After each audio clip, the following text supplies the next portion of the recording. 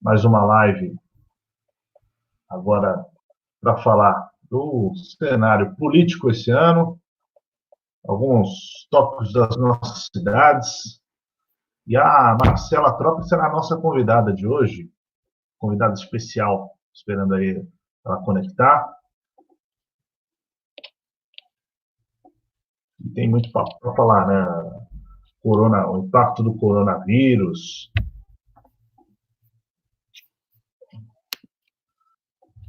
Vamos lá, Marcela.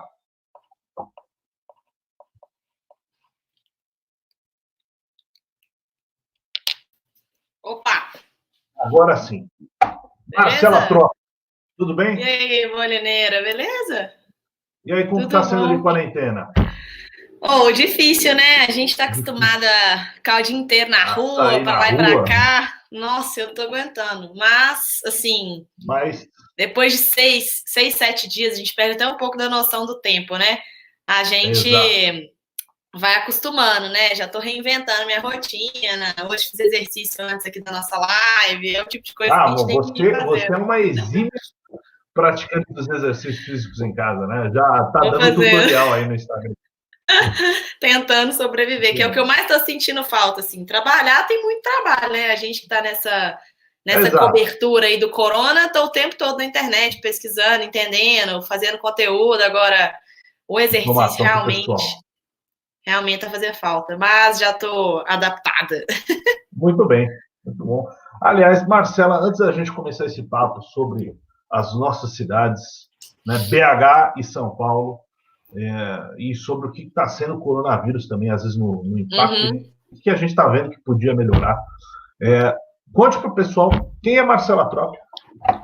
Bom, gente, estou aqui invadindo hoje o Instagram do Bolini. Nós somos colegas de Partido Novo, né, Bolini? Há algum tempo. Exato.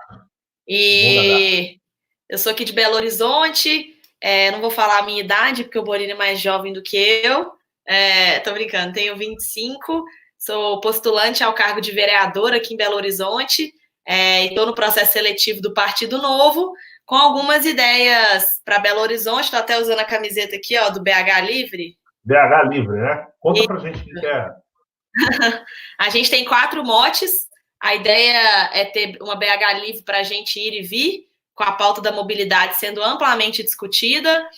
O BH Livre para morar, que é a pauta do planejamento urbano, do plano diretor, que é o que nós vamos falar muito aqui, né, hoje, Bolini? Vamos falar. O BH Livre para aprender, que é a pauta de educação, para a gente poder ter melhores escolas para os nossos alunos, e o BH Livre para trabalhar, que é essa pauta de desburocratização, não só para o empreendedor, mas para todo mundo que enfrenta diferentes burocracias na hora que interage com o Estado aí no seu dia a dia. Então, é o principal mote aí da campanha, são esses 4. E você, Bolini, me conta, o que você está falando aí de Sampa? Muito bem, bom, para quem não me conhece, André Bolini, eu tenho 24 anos, sou formado em administração de empresas, fui trabalhar para o mercado financeiro, mas a gente que tem aquela paixão por política, Marcela, você sabe que é difícil ficar longe, né? Não aguenta. Então, ano passado fui convidado pelo deputado Vinícius Poit para ir trabalhar com ele em Brasília. Foi um baita aprendizado como coordenador político. Olha o nome do meu cargo também. Você também é coordenadora política, é verdade. Verdade. Mas é aquela coisa, né, Marcelo? O município chama. A cidade. Então, São Paulo estava chamando. Voltei agora e estão participando do processo seletivo aí do Novo para disputar o cargo de vereador aqui na cidade de São Paulo. Eu costumo dizer que a cidade de São Paulo precisa de 3 coisas. Precisa ser uma cidade inovadora, moderna e para todos. Inovadora na geração de emprego, moderna no setor público e para todos, porque é inadmissível que em plena capital do estado mais rico a gente tem ainda crianças que não têm água e esgoto em casa. Né? Então, bom, nós vamos falar muito disso hoje. Vamos falar bastante disso hoje. Marcela, primeiro ponto que não dá para fugir, coronavírus. Tá? A crise e a pandemia estão começando a revelar alguns problemas estruturais das nossas cidades, né? E até então a gente nunca tinha se confrontado, porque nunca teve uma crise nesse sentido. na saúde, mas outros aspectos também que acabam influenciando e estão preocupando muito, que é o planejamento urbano, o planejamento da cidade como um todo. Né? O que você está vendo aí de problemas em BH que a cidade vai enfrentar na pandemia? Oi, Manu. Manu entrou na live aí, é postulante também lá em Floripa. Boa, Manu. Bom, assim, Belo Horizonte é uma cidade que está numa das melhores posições no ranking do saneamento aqui, se a gente for pensar talvez na discussão de pauta urbana que está mais próxima dessa difusão do coronavírus, que tem gente aqui em Belo Horizonte que não vai ter água para poder lavar a mão, e a gente falando em álcool em gel. Então, assim, duas realidades muito diferentes, né? Mas eu vejo que o planejamento urbano mal feito da nossa cidade, eu gosto muito de um conceito que o Ling usa, o Ling do caos planejado, que que não é nossa Bíblia, né, Boline? Do planejamento urbano. Que não é planejamento urbano, a gente precisa ter gestão urbana, porque a cidade ela é um organismo vivo. Então, e eu acho que o grande erro dos nossos governantes foi tentar encaixá-la num modelinho padrão e achar que todo mundo ia ocupar a cidade de acordo com aquelas regras que não tinham aderência nenhuma com a realidade. E aí a gente tem uma cadeia de problemas, né? Acho que São Paulo deve viver até problemas mais graves em relação a isso, mas aqui em Belo Horizonte a gente tem um plano diretor que as pessoas elas estão sendo sempre expulsadas do centro. Porque a gente, para construir no centro é mais caro, as restrições são enormes. E aí, o que isso gera? Né? Uma cadeia de problemas. As pessoas buscam moradias mais acessíveis que estão nas partes periféricas. Isso aí acontece em São Paulo também, né? A cidade, isso aqui está a mesma coisa em São Paulo. Né? Então, só para te dar uma ideia, aqui também, o centro tem o mesmo problema. Mesmo problema, aqui né? Tem muitos prédios antigos, né, no centro. O que acontece? As restrições e regulações de segurança acabam exigindo que esses prédios façam reformas na estrutura que custam muito caro. Então, o dono do prédio acaba muitas vezes abandonando o imóvel, porque é mais barato você abandonar o imóvel do que querer reestruturar e reformar tudo de base no edifício. O que você vai gerando? Né? Você vai gerando uma área cada vez mais escassa no centro e mais cara. É exatamente o que você falou. Nós vamos expulsando as pessoas para as beiradas da cidade. Né? E aí, o que isso é o problema, né? Porque as pessoas, elas vão... A cidade vai ficando cada vez mais extensa e os serviços públicos vão ter que chegar cada vez mais longe do que se você ter uma cidade eficiente, mais adensada, né? Exato. Pô, Marcelo, pessoal aí, lembrando das aulas de matemática, trigonometria, né? A área do círculo, quanto maior for o raio, né, a área vai crescendo em uma progressão cada vez maior. Não é proporcional, cresce um, a área cresce um, não. Então, fica caro para levar serviços urbanos. Asfalto, água e saneamento, drenagem, iluminação pública, a área para cobrir é muito maior, fica muito mais cara. O transporte, consequentemente, tem escassez desse serviço. Né? E aí fica caro um monte de coisa, né? Fica caro levar mais uma escola, e aí você vai construir todo um aparato público para colocar 20, 30, 40 alunos ali, porque você não tem adensamento urbano, então são poucas famílias. E aí, quando a cidade também ela fica muito distante, e aí a gente entra muito numa pauta que você tem falado, fica mais difícil a gente conseguir ocupações regulares para essas pessoas. Então, o cara vai ali, às vezes não tem parcelamento do solo, que é um desafio, é um processo que é lento. Aqui em Belo Horizonte demora de 5 a 10 anos para você conseguir parcelar um lote, negócio bizarro. E aí você ocupa, você constrói, você não tira o tal do habite, que é o alvará ali que a prefeitura te dá para você construir e morar. E aí você fica com uma ocupação completamente irregular, e quando você tem essa ocupação irregular, você não consegue acessar saneamento, você não consegue exigir que a prefeitura asfalte a porta da sua casa. Se você tem um comércio, você fica com medo de reclamar de qualquer outra coisa, porque se você está irregular, então a prefeitura vai lá, mas ela vai te multar por um outro motivo. E você gera um ciclo vicioso de uma informalidade que é muito negativa quando você pensa em gestão de cidades, porque esse cara também, ele é subnotificado.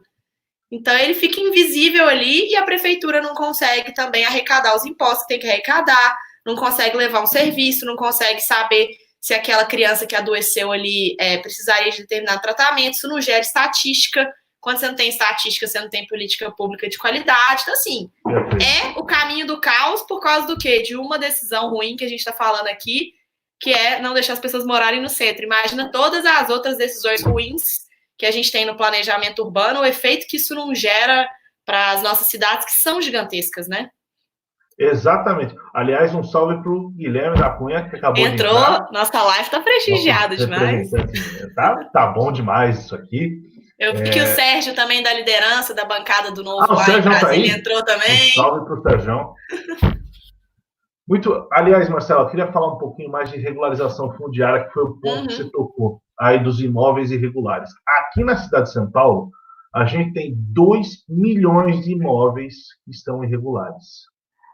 Isso daí afeta quase 1/3 da população da cidade. Consequência, né?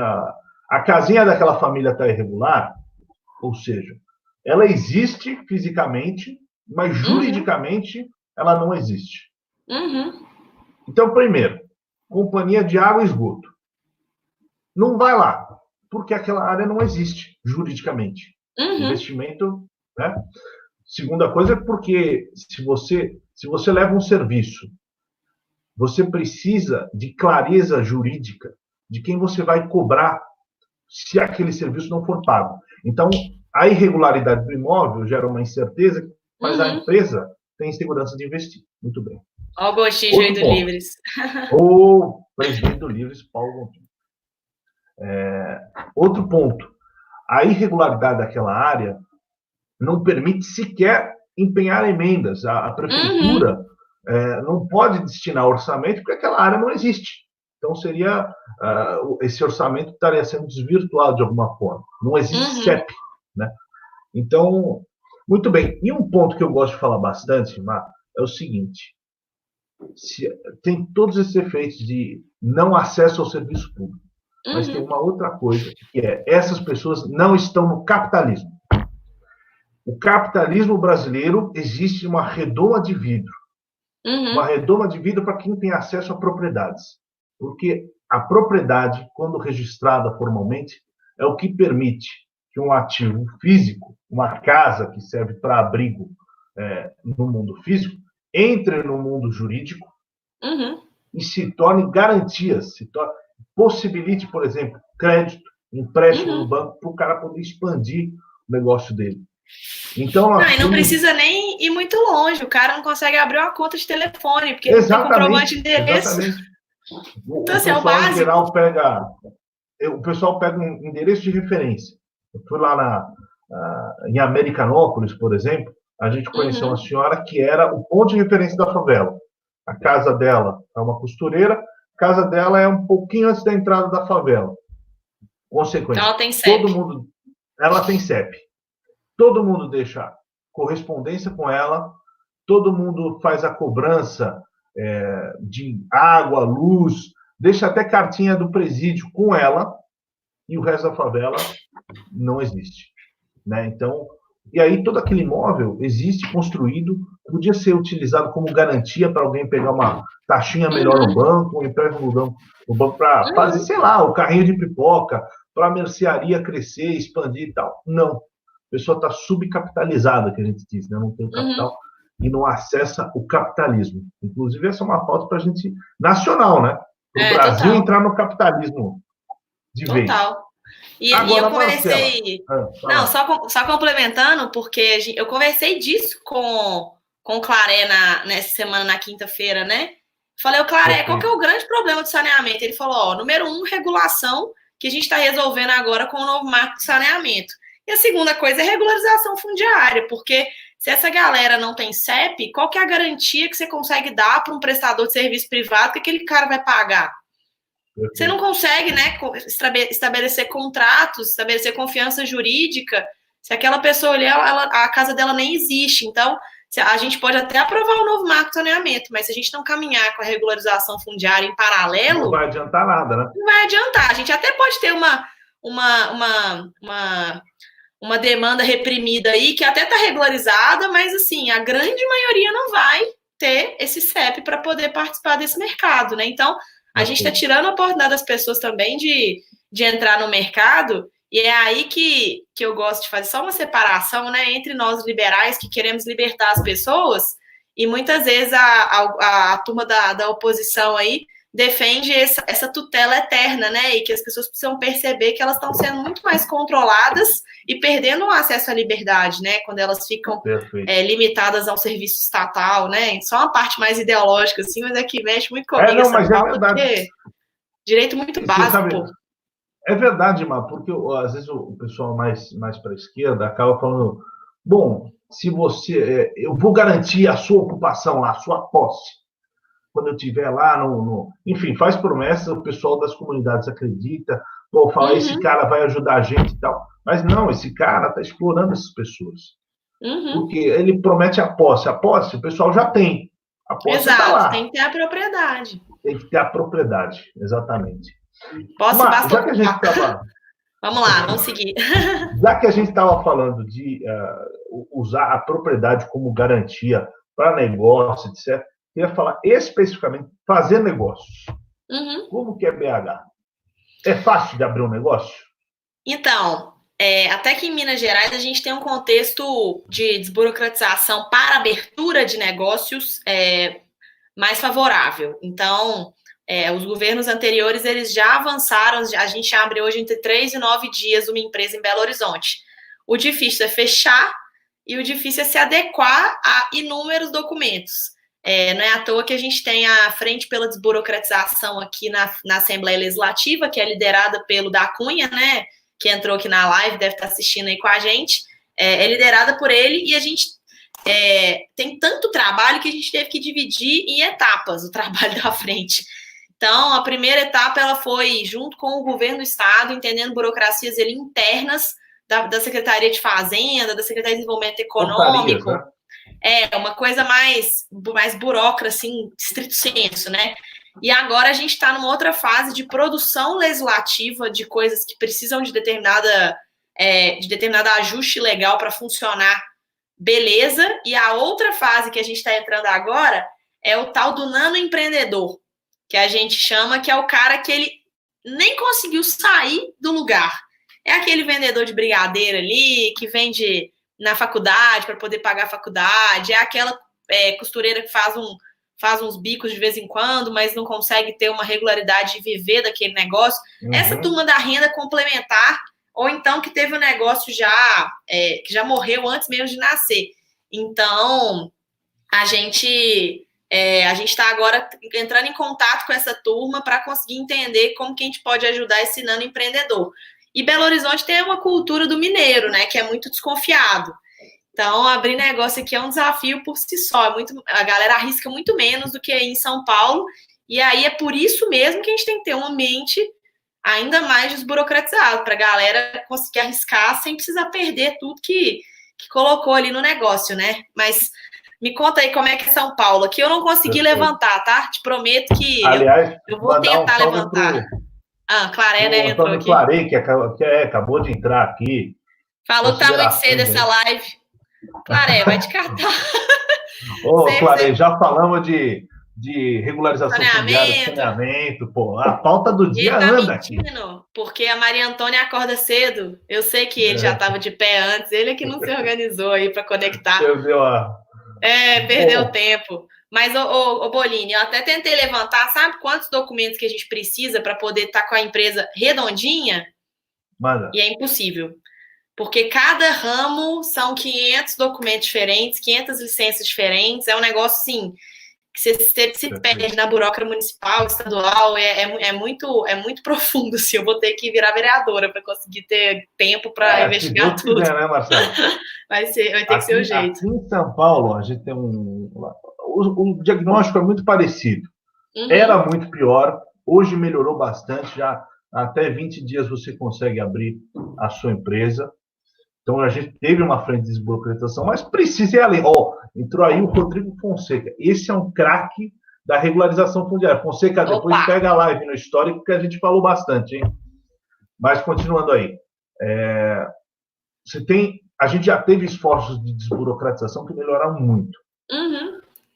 E hoje, qual que é o verdadeiro desafio? Implementar, talvez, a Lei de Liberdade Econômica Federal agora em nível municipal. Eu acho que essa é a grande discussão que a gente tem que trazer, né? Porque com certeza. Tem muita regulação que vai ser a nível municipal.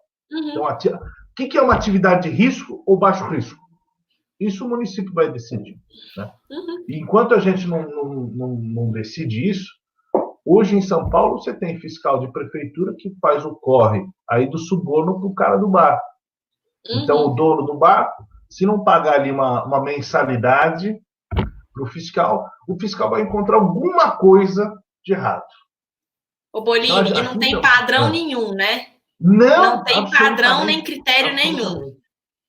Eu visitei... Assim, pode contar, pode falar. Fala, não, tem uma historinha aqui.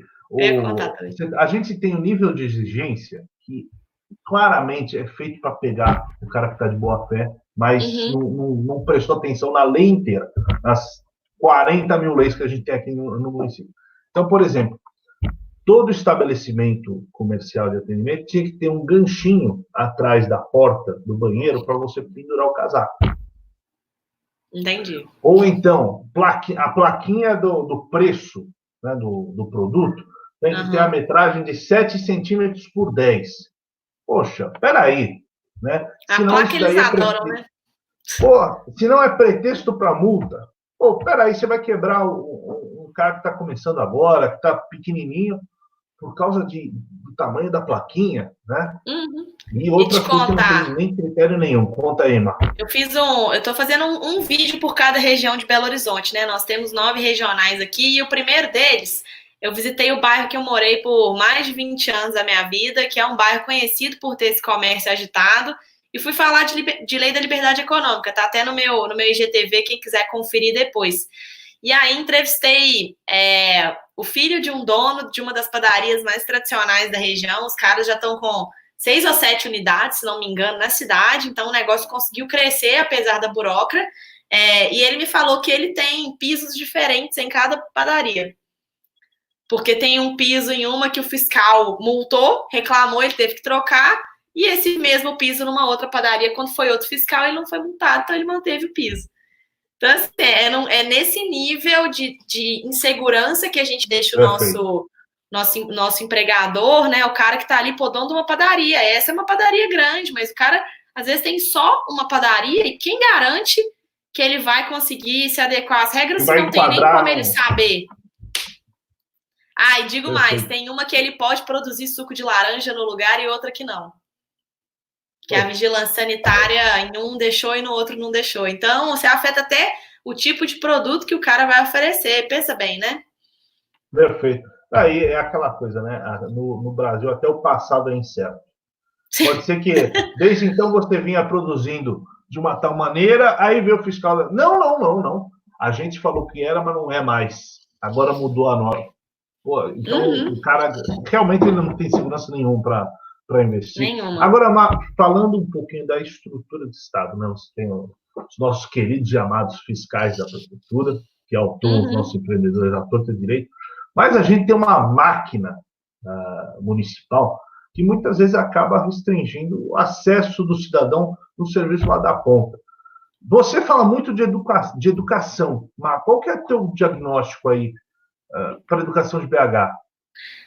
Então, esse é um outro vídeo também que eu já fiz, e Belo Horizonte é um negócio de assustar, porque a gente tem bons índices de educação, não dá para dizer que a cidade está performando super mal, só que a gente gasta num nível que daria para colocar os nossos alunos nas melhores escolas particulares da cidade, que a gente sabe que sempre vão ter sempre não, mas em geral vão ter um desempenho muito melhor do que a escola pública, né? Então, a gente fez uma análise aqui do custo por aluno e a gente gasta 16 mil por ano, em torno de 16 mil. E a gente gasta mais, uns R$500 a mais do que a média das mensalidades das escolas particulares do topo do IDEB. Então, não é a escola particular, mais ou menos, não. É a turma que aprova no Enem, é a turma que põe esses meninos na universidade. São as escolas boas de Belo Horizonte. Então, o meu diagnóstico aqui é que a gente precisa de gestão, porque os professores estão em greve. Então, esse dinheiro não está indo para o salário deles. As escolas estão caindo aos pedaços, então não é infraestrutura. Está se perdendo aí no meio, né, a grana? Que eu saiba, a merenda continua com o mesmo fornecedor, porque essa turma ela é contratada por ano, né? Então não é uma licitação também que toda hora muda. Então, assim, cadê esse dinheiro? Por que isso não está melhorando o IDEB dos nossos alunos? E digo mais, a gente aumentou nos últimos anos, de 2014 para cá, 81% o nosso gasto por aluno. Gasto da educação, que na hora que a gente põe a conta por aluno, aumenta também. Não está no aluno, né? Às vezes está na máquina. Está na máquina. No orçamento da educação, a gente aumentou em 81%, só que o nosso número de alunos caiu 9%. Então, assim, isso ainda reforça o argumento de que a gente está gastando mal, porque esse resultado não está aparecendo no IDEB, e não é a única forma de avaliar, mas como a gente não tem avaliação de professor, fica difícil também da gente dizer que isso está melhorando em outras áreas. Então, o IDEB é uma das nossas referências. Então, assim, não está melhorando a performance. Para onde que esse dinheiro está indo? E digo mais, há capitais com performance semelhante ou melhor que gastam metade do que a gente gasta. Então, que já comprovaram que dá para fazer melhor com menos. Perfeito. Mas aqui o cenário é muito similar. A gente tem um gasto com máquina muito grande, e o que chega na ponta, na sala de aula, é muito menor do que a gente... É muito pouco. É muito pouco. Você pega o orçamento todo... Bom, mas tem um problema aqui em São Paulo, que é o seguinte... A gente dá para fazer gestão com isso e melhorar os resultados lá na ponta. Como? Eu gosto de trazer sempre a iniciativa privada para junto, né? Concessão, PPP, até mesmo privatização, aí, se for pensar em algumas empresas públicas.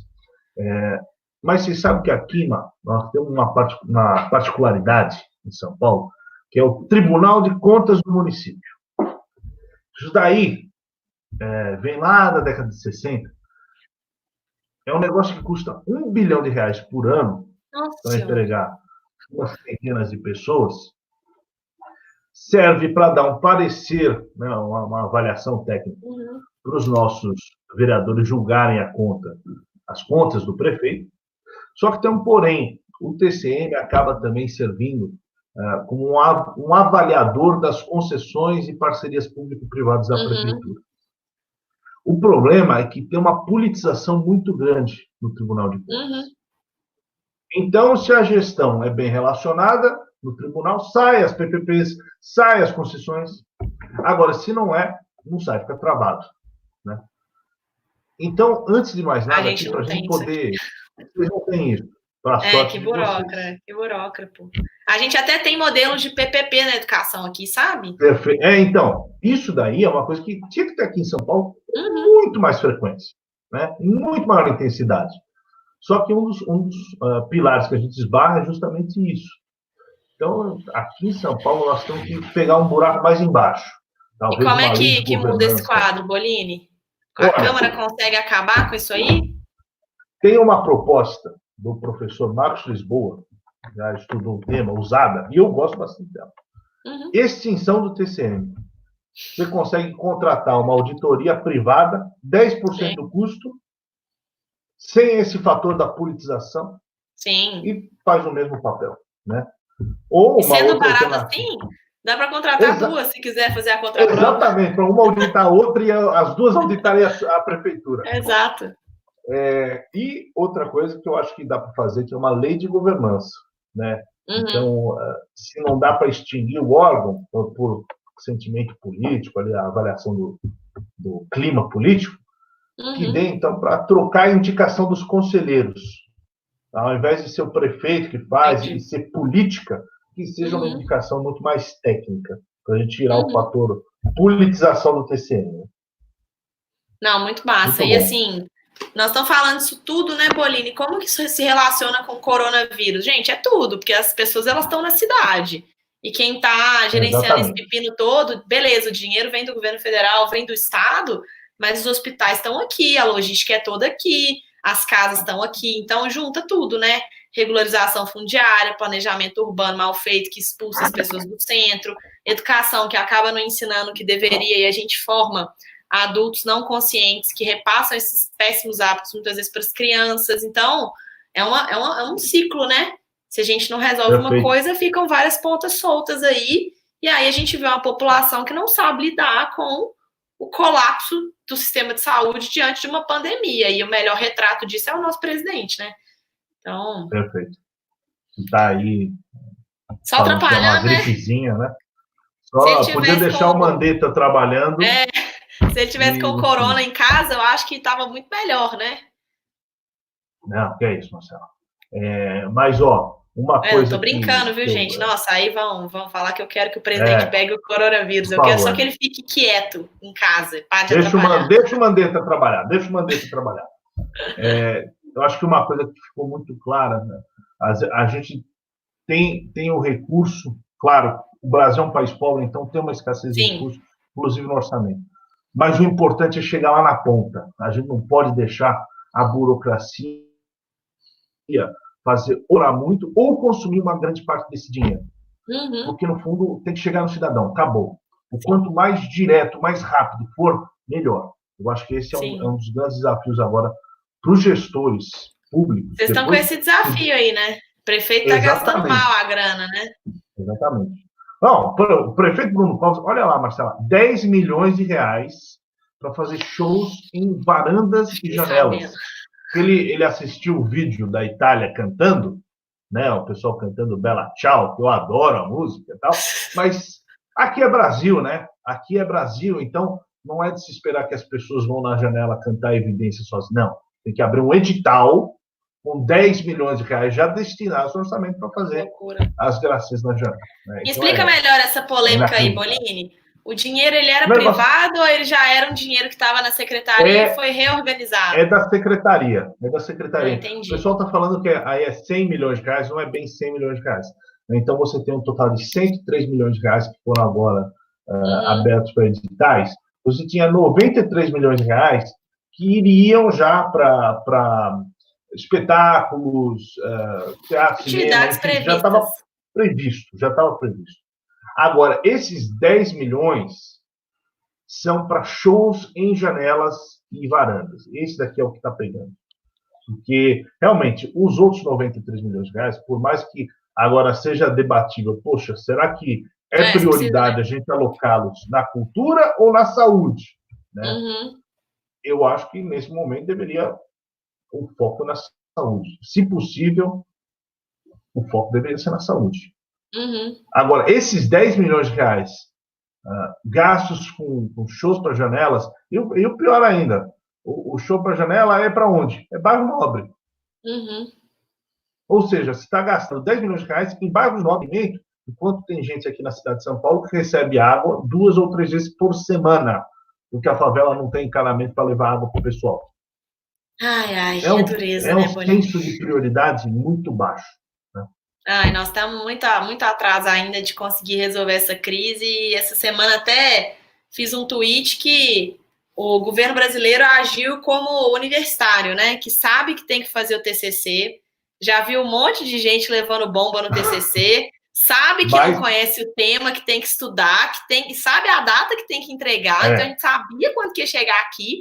E a gente está totalmente atropelado nas medidas, né? Tem gente entrando em aeroporto sem vigilância, sem ser testado, sem passar por higienização. Então, assim, a gente continua tendo, né? Esse ciclo péssimo aí. Não, mas, Márcia, eu tenho que fazer um adendo aqui. Isso, o ministro Mandetta está fazendo um baita de um trabalho.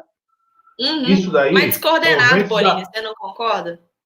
Não, totalmente. Até porque os ventos da política presidencial não estão ajudando em nada, né?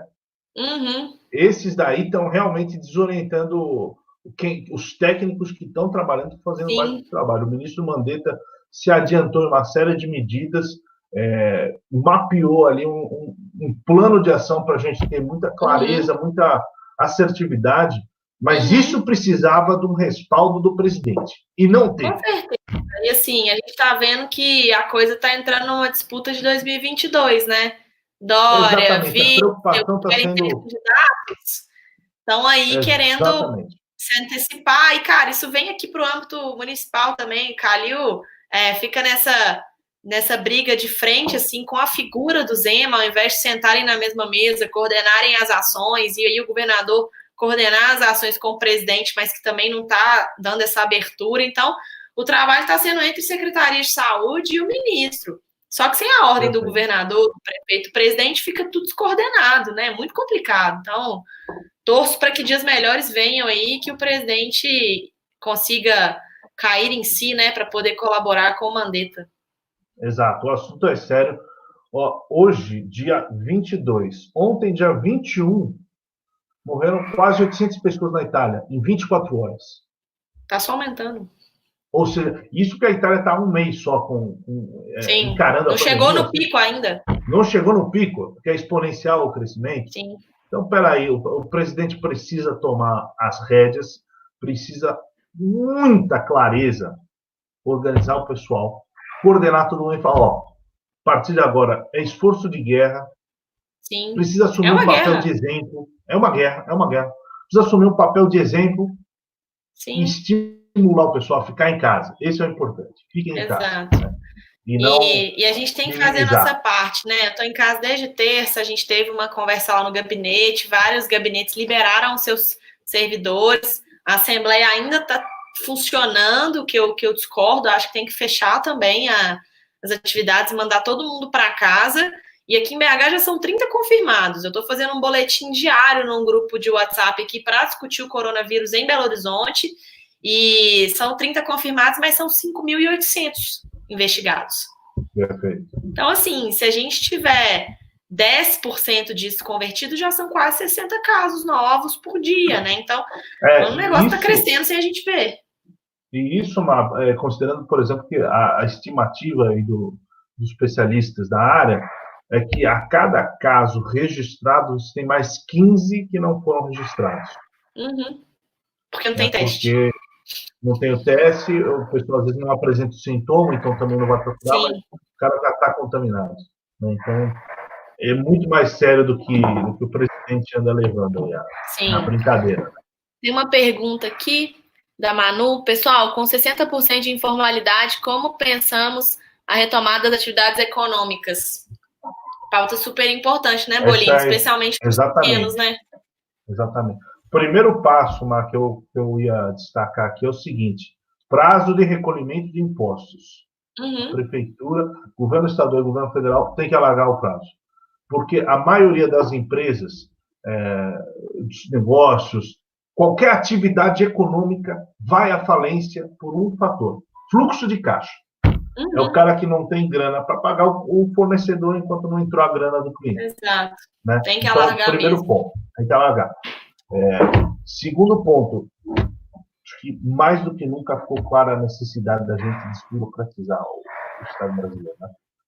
Até porque pessoas que quebrarem nesse ciclo de pandemia precisam voltar à economia, precisam se reinserir rápido. Né? Então, passivo tributário precisa ser um negócio que se resolva muito rápido. Uhum. O fechamento e a abertura de um novo CNPJ, mesma coisa. Uhum.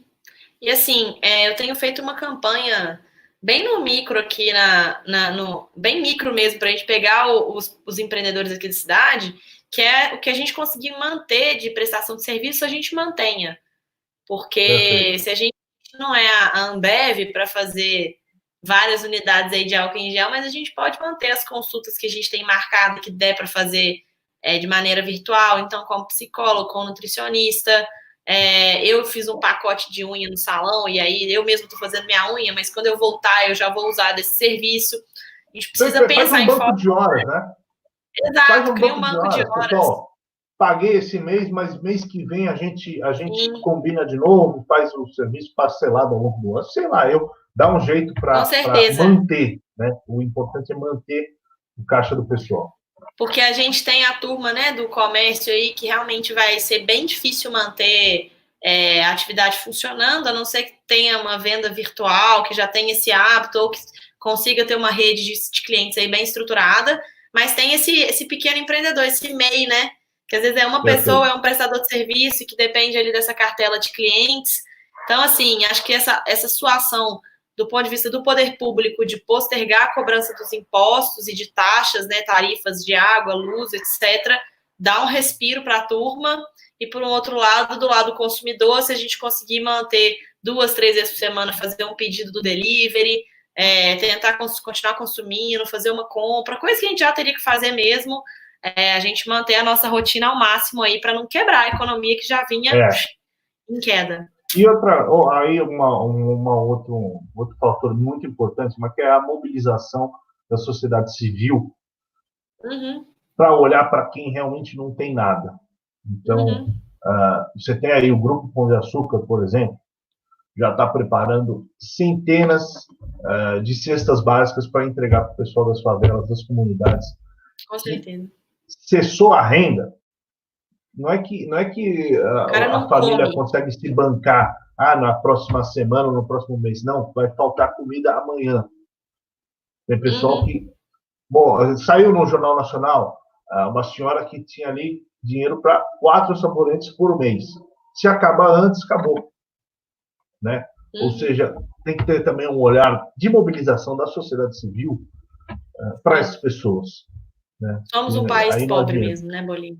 Somos um país pobre e a sociedade civil precisa se mobilizar. Né? A gente precisa ter esse senso de voluntário um pouco mais apurado. Também nos Estados Unidos. Lá não tem... Se o governo não vai fazer, vamos fazer nós. Exato. Né? Aqui em São Paulo, estou participando aí de alguns grupos para a gente coordenar uma ação de cestas básicas para o pessoal. E também, para quem não quer ser voluntário também o tempo todo, faz uma coisa básica. Pega o elevador da tua casa, se oferece aí para o vizinho para ajudar e tal. Só isso já vai ajudar muita coisa.